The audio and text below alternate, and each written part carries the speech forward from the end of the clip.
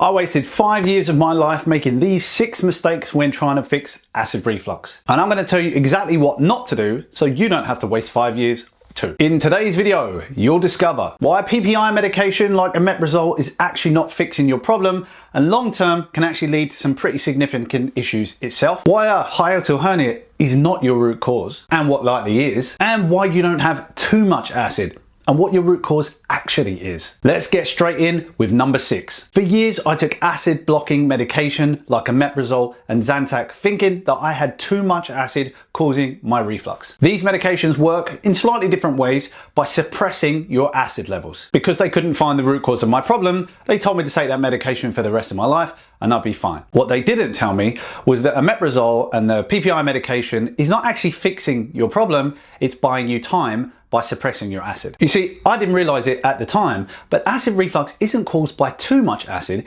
it's caused by acid in the wrong place. It should be inside the walls of the stomach, but now it's coming out and burning the walls of the esophagus. Very rarely is there a case of too much acid, but it can happen in a couple of scenarios that we'll cover a little later in this video. So as I've said before, PPI medication, short term, works great to buy you time to figure out your underlying root cause. Long term, however, it has links to osteoporosis, kidney issues, magnesium deficiency, and in some studies, an increased chance of dementia in people over the age of 45 who've been taking it more than 4.5 years. But what happens when you take it and then you suddenly stop taking it? You're straight back to square one because you didn't fix the underlying problem. I think it's also worth mentioning that rebound you get is called a rebound hyperacid secretion, where you stop your drugs too quickly and you get a massive rebound and increase of stomach acid temporarily, and the body kind of fights back against the suppression of acid. So if you ever want to stop your medication, please speak to your doctor first. Don't worry about what anyone else tells you online, speak to them first. Now we know that we don't have a problem of too much acid, we have a problem of acid in the wrong place. Well, what causes these problems? One of these problems is actually caused by low acid, caused by bacteria such as Helicobacter or H. pylori. Now, when the stomach is not sufficiently filled with acid, the lower esophageal sphincter that's supposed to close and keep the acid in doesn't close properly, which can allow the acid to come back up inside the esophagus, causing that familiar burning feeling. Another cause of acid reflux is something interfering with that lower esophageal sphincter so that it stays open, so the acid comes back up into your esophagus. We know bacteria like Helicobacter pylori can do that, and fungus like Candida albicans can also cause that problem. So now we know that low acid is the problem, let's look at some of the other mistakes that I made trying to fix this reflux. Number 5, eating too late in the day. Your body's digestive processes occur best in the light hours and especially in the morning.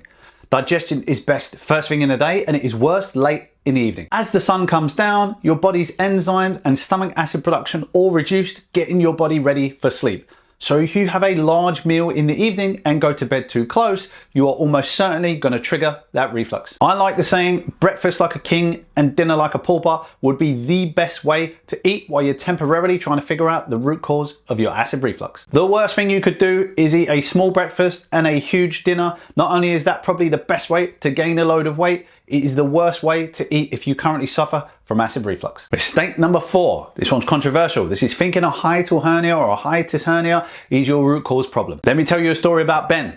Ben went for an endoscopy and saw a 7-centimeter hernia confirmed by his doctor. He went back 1 year later for another endoscopy. That 7-centimeter hernia had disappeared completely. In my opinion, hernias are caused by pressure buildup inside the stomach, which is pushing that stomach up into the esophagus. I believe that if you can get to the root cause of the pressure, something like H. pylori for example, then that hernia will come back down and fix itself. Now there are obviously cases where this is not applicable, but I think for most people, they can make some serious changes to their lifestyle, dietary habits, and that stomach will come back down again and you won't need the hernia surgery. But again, if you're worried, please speak to your doctor about this. After working with hundreds of people and having them fix their symptoms, even when they had a hernia, it is my belief that the hernias, for the most part, can fix themselves. But as I said before, there's always exceptions, so please speak to your doctor. On a side note, I also think this is why people who have that hernia operation doesn't always work. So they have the hernia operation and then within a couple of months or a year or two, they're back to square one. They have exactly the same problem because the hernia is a symptom and not a root cause problem. Problem number 3. Too much iron or taking iron supplements when you have acid reflux. Now, before we talk about this is not for people who are obviously losing a lot of blood. Ladies who have heavy menstrual periods or anyone else who loses blood on a regular basis, this is not you. This is also not vegans and vegetarians who don't eat any red meat. These groups of people are almost always likely to be low in iron and therefore speaking to your doctor about getting tested and taking supplemental iron isn't likely to interfere with acid reflux. However, if you're someone whose iron levels are always low and you never seem to lose blood, then this might be you. One possible reason for those low iron levels is that your body is suppressing those iron levels so that it doesn't feed certain bacteria like Helicobacter pylori. I've worked with multiple people where I saw them add in iron because they were low, and it made all of their reflux symptoms worse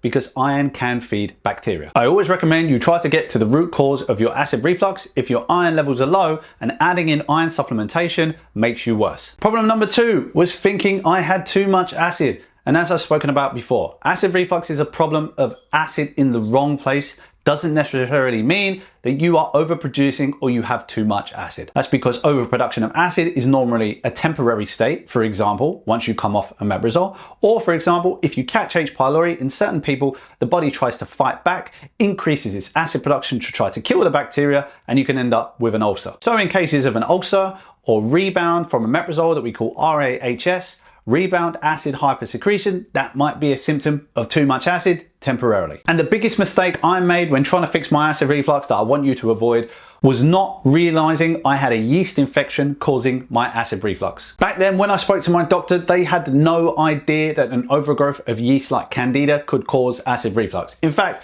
if you probably ask your doctor today, they would also tell you that it doesn't cause reflux. But working with thousands of people, I have found that Candida overgrowth in the oral cavity inside the esophagus, interfering with the lower esophageal sphincter, can cause acid reflux and symptoms of silent acid reflux. Now, this took me 5 years to figure out because back then there was no YouTube, there was no Facebook, there was no TikTok for me to try and learn from other people. There were only books and very few studies. So let me save you some time and describe some obvious symptoms that yeast is causing your acid reflux. The first one is fungal toenails or fungal fingernails.